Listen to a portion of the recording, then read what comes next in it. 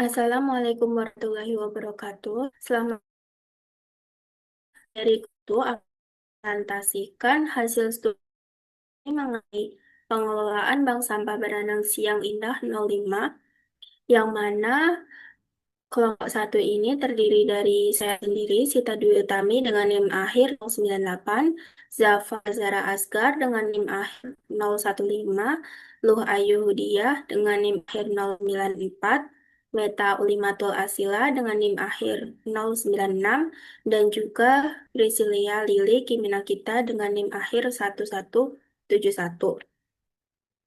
Presentasi ini mencakup mulai dari tujuan program, analisis kebutuhan SDM, desain pelatihan, instrumen evaluasi, hasil evaluasi, rancangan kompensasi dan insentif relevan, hingga rekomendasi akhir. Untuk tujuan programnya sendiri, pengelolaan bank sampah Beranang Siang Indah 05 ini bertujuan meningkatkan efektivitas penanganan sampah melalui prinsip 3R, yaitu reduce, reuse, dan recycle, yang melibatkan partisipasi aktif masyarakat.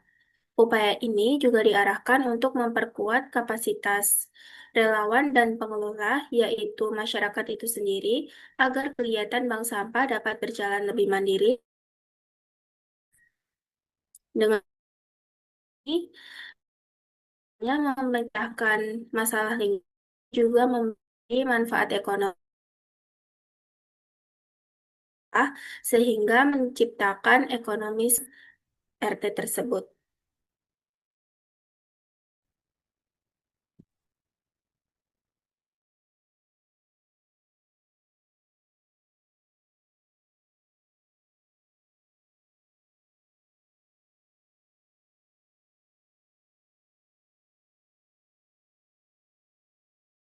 Berikutnya ada analisis kebutuhan sumber daya manusia.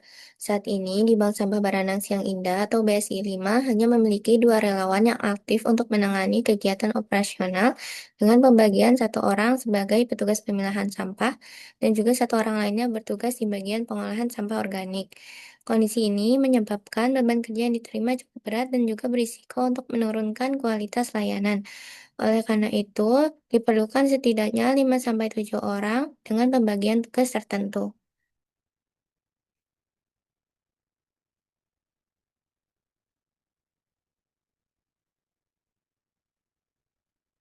Berikut ini posisi dan juga pembagian tugasnya. Yang pertama ada koordinator operasional dengan sejumlah 1 orang untuk memastikan alur kerja dan juga untuk menjalin komunikasi dengan pihak lainnya. Yang kedua, ada petugas pemilahan sampah dengan jumlah 2 orang untuk menjaga kualitas sortir agar sesuai dengan standar pembeli.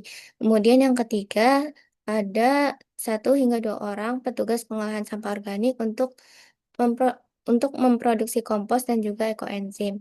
Yang keempat, ada petugas administrasi untuk melakukan pencatatan, laporan keuangan, serta dokumentasi.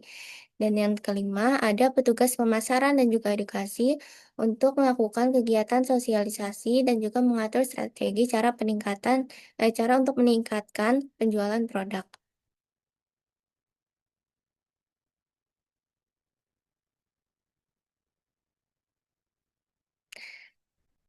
Berdasarkan pembagian tugas yang telah disebutkan tadi, terdapat beberapa spesifikasi yang diperlukan pada setiap posisinya. Yang pertama, ada koordinator operasional yang membutuhkan kemampuan komunikasi serta kepemimpinan. Yang kedua, ada petugas pemilahan yang memerlukan kemampuan berupa ketelitian untuk membedakan jenis sampah dan juga ketelitian dalam menyortir sampah. Yang ketiga, ada petugas pengolahan sampah organik yang memerlukan pemahaman pengetahuan terkait pembuatan kompos serta ekoenzim. Dan yang keempat, ada petugas administrasi yang membutuhkan ketelitian dalam proses pencatatan.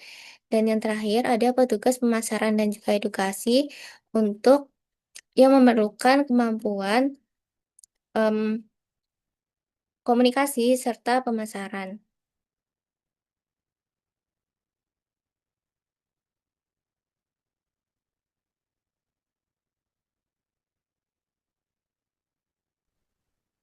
Selanjutnya, ada desain pelatihan yang kami buat. Desain pelatihan ini bertujuan untuk meningkatkan kompetensi SDM melalui tiga jenis pelatihan. Yang pertama itu ada pelatihan teknis. Nah, di mana pelatihan ini meliputi penilaian sampah yang benar, pembuatan ekoenzim, serta pengolahan tepung kering menjadi kompos. Selanjutnya, ada juga pelatihan pemberdayaan. Pelatihan ini meliputi pemilahan serta ditujukan untuk meningkatkan partisipasi masyarakat dalam pemilahan dan meningkatkan pemahaman masyarakat terhadap pemilahan sampah serta prinsip 3R yaitu reduce, reuse, dan recycle. Nah, yang terakhir yaitu adalah pelatihan manajerial, di mana pelatihan ini mencakup administrasi tabungan, pengelolaan keuangan, catatan transaksi, serta pemahaman harga pasaran sampah.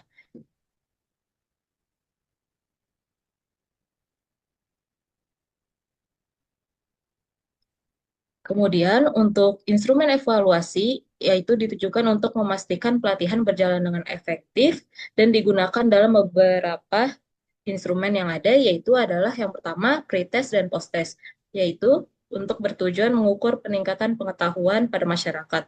Kemudian ada juga checklist observasi keterampilan, yaitu untuk menilai praktik pemilahan, buatan ekoenzim, hingga pencatatan administrasi. Nah, kemudian ada juga kuesioner kepuasan, yang dimana kuesioner ini digunakan untuk mengetahui persepsi peserta terhadap materi dan fasilitas sampah yang disediakan.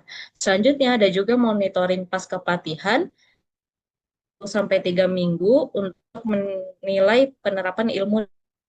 Nah, yang terakhir ada wawancara relawan dan nasabah, yaitu untuk menggali perubahan perilaku dan efektivitas layanan. Nah, evaluasi ini membantu melihat bagaimana yang sudah berhasil dan aspek masuk diamati pada bank sampah yang dijalankan.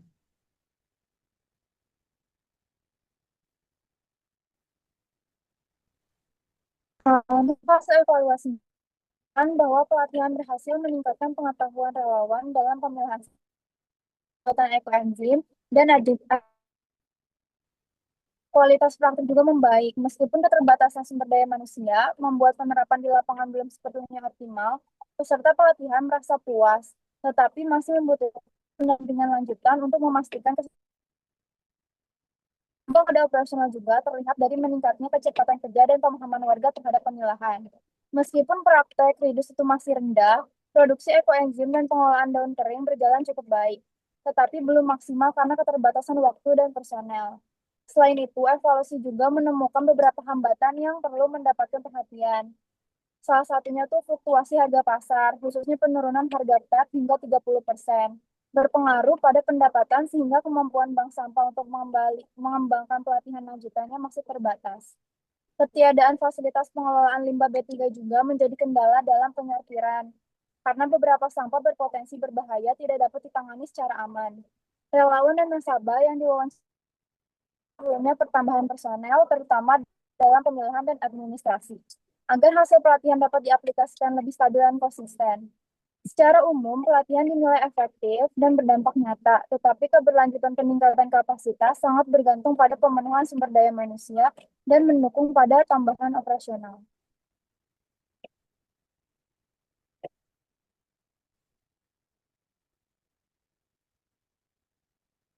Nah, selanjutnya itu rancangan sistem pengupahan.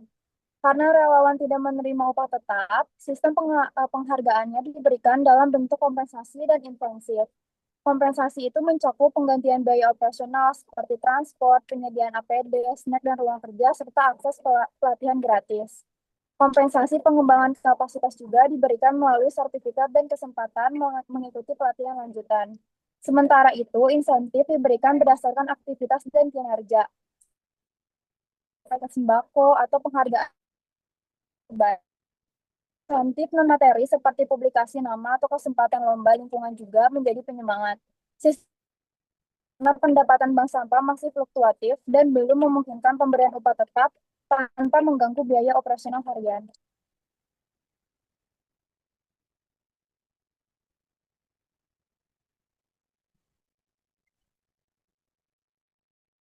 Oke, baik. Untuk kesimpulannya, penerapan prinsip 3R ini berperan penting dalam mengurangi timbulan sampah dan menjaga keberlanjutan lingkungan. Bank Sampah Badan Angsi yang Indah 5 telah menjalankan pemilahan dan pengolahan sampah organik dengan baik. Namun, keberlanjutan operasional masih terkendala oleh keterbatasan relawan serta fluktuasi harga pasar.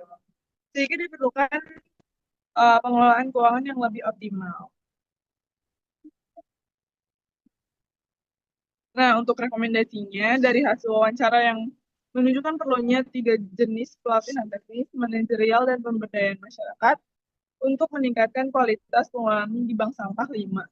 Selain itu, eh, salah, bank sampah 305. Selain itu, penambahan tenaga pengelolaan harian diperlukan untuk mengurangi beban kerja relawan dan menjaga kesejahteraan sumber daya manusia di sana. Rekomendasi ini diharapkan dapat memperkuat kompetensi pengelolaan sampah berbasis 3R, menjaga keberlanjutan operasional, dan mendukung keberlanjutan lingkungan.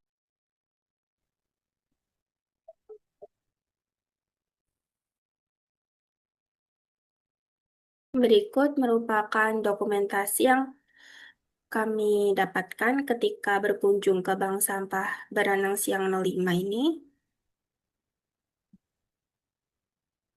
Demikian presentasi dari kelompok kami mengenai Baranang Siang Indah 05.